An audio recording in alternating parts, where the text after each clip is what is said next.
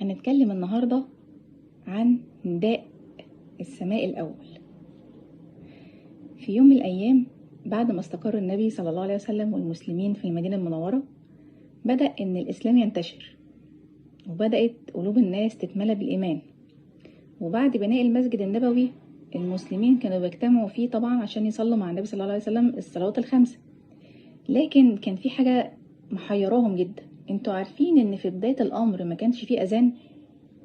يعني الصحابة كانوا بيجتمعوا من غير أذان لغاية لما المسلمين كده كتروا، فالنبي صلى الله عليه وسلم جمع الصحابة وبدأ ان هو يستشيرهم.